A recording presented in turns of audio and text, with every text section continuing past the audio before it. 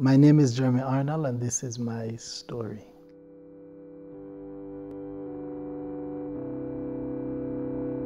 I am one of 13 siblings. My mother was 5 months pregnant with the 10th child at that time when she was taken into a premature labor.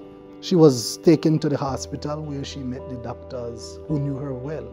She would have been there every year, given the age range that we have. Upon reaching the hospital, the doctors realized that she was about to give birth. She was only 5 months pregnant, and the doctors delivered the 5-month-old fetus and threw it in the garbage can. Because at that time, technology wasn't at a place where it is now currently. The doctors, they wouldn't seek to waste time and energy on something that have no life. And my mother was then discharged from the hospital. She was sent home to attend to her 9 other kids. Now, bear in mind, it was her alone.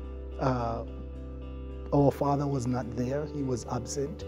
And they discharged her from the hospital, and she would return back to the garbage can, where she looked and she found her fetus, her baby. And she took a rag from her pocket and she picked up her baby, put it in the rag and put it in her pocket, and she went home. Upon reaching home, greeted by 9 hungry kids, she took the dress that she had on off and she placed it in a tub of water that was there. She went inside, she attended to everybody, and somebody asked, "Mommy, what about the baby?" And then she remembered that the baby is in the rag, but the rag is in the pocket of the dress, and the dress is in the tub of water. And she ran outside, searched among the clothes in the water, and she found there her baby still alive. And she said she heard a voice saying, "Go and stand with it out in the sun."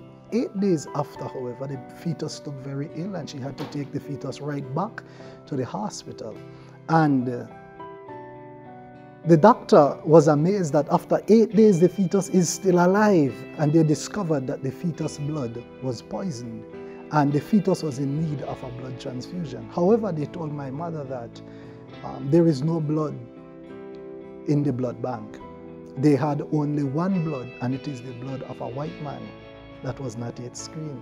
My mother, with the faith that she has and the courage that she has, she said, "Give it to him. That's the blood that belongs to him." Trying to appease this lady, the doctors knew well that this is a hopeless case, but to get rid of this lady, they did the blood transfusion. And after they would have finished, they finished about 11:30 the night.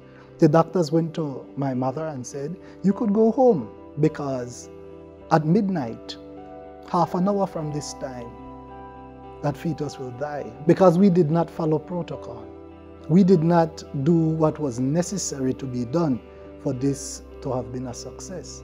1 hour, however, after midnight, when they went to check upon the fetus, my mother told me from down the hall they could have heard a heart beating very loud, and it was the heart of the fetus. 1 year later, the fetus was still alive, but the fetus was very ill.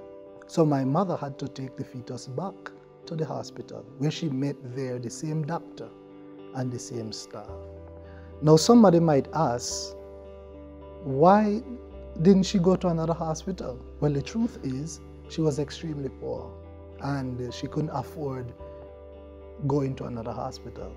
But more than that, at hindsight now, I see that it was God working for the life of the fetus.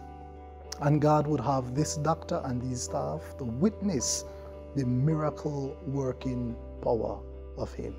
The doctor then was amazed that after 1 year, the fetus is still alive. At this time, you would think that the doctor would recognize that there is a supernatural power working behind the scenes. But the doctor looked at my mother and said, "Don't get too attached. At the age of 2, he will be totally crippled. At the age of 3, he will be totally blind. At the age of 4, he will be a complete retard. And at the age of 5, he will die." I want to say that man can appoint, but God ultimately disappoints. At the age of 6, the fetus went into primary school, not with a cane, because he wasn't blind, not in a wheelchair because he wasn't crippled, and he wasn't placed in a special section because he wasn't a retard.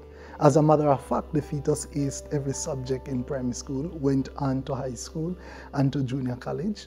And I want to tell you that that fetus happens to be me today. Currently, I am in Jamaica studying at the Northern Caribbean University. Maybe you might have been rejected or thrown in a can like I was. But I want you to know that all is not lost, that God is behind the scenes of your life fighting for you.